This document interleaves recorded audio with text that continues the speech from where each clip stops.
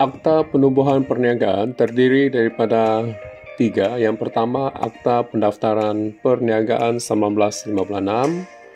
Kemudian yang kedua, Akta Perkongsian Liability Terhad ataupun Akta PLT 2012. Dan yang ketiga, Akta Syarikat 2016.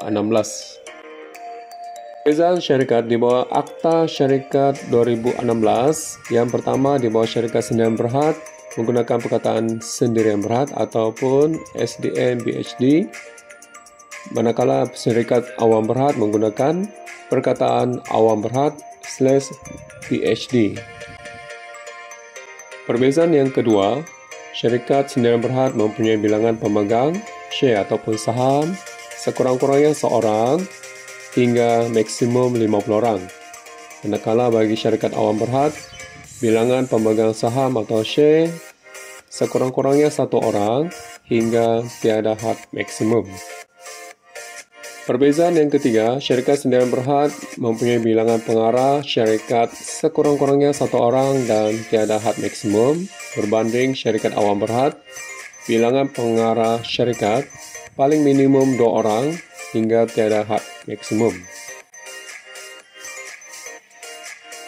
Contoh bagi syarikat sendirian berhad ialah syarikat Max Ryan sendirian berhad, manakala bagi syarikat awam berhad, contohnya syarikat Petronas Berhad.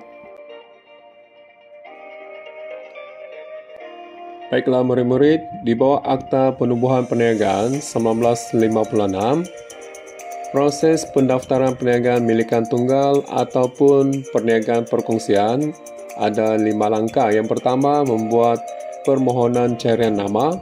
Langkah kedua, mendaftar perniagaan di SSN. Langkah ketiga, mendaftar nama perniagaan yang telah diluluskan dengan menggunakan borang A. Seterusnya langkah keempat, menghantar borang pendaftaran borang A dan membayar yuran. Dan yang seterusnya, mendapatkan sijil pendaftaran dan harus mempamerkannya. Baik, seterusnya di bawah Akta Syarikat 2016, proses atau prosedur pemerbadanan syarikat persendirian. Terdapat 4 langkah. Yang pertama, membuat permohonan carian nama.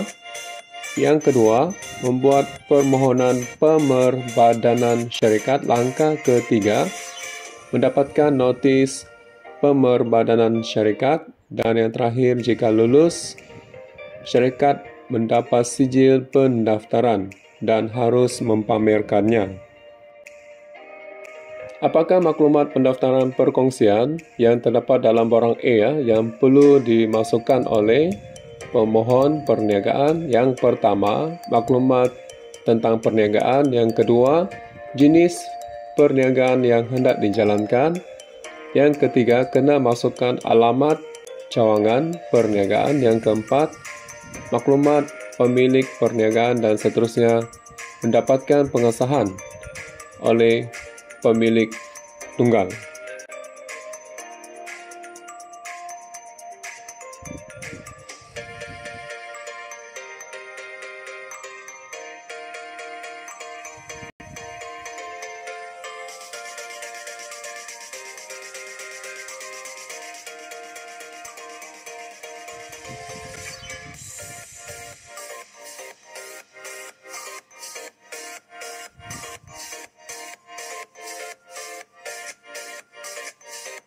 Apakah maklumat pendaftaran syarikat di bawah Seksyen 14? Yang pertama, peniaga perlu masukkan nama syarikat yang telah dicadangkan.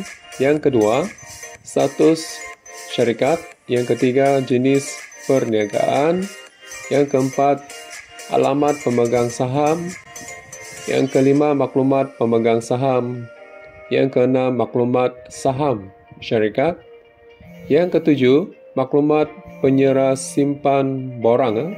Dan yang terakhir, alamat pejabat pendaftar.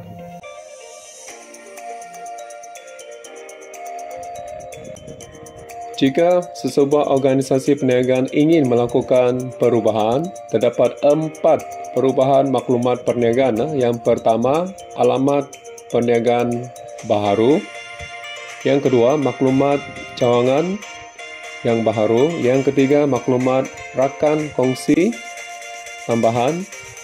Dan yang keempat, maklumat pemilik.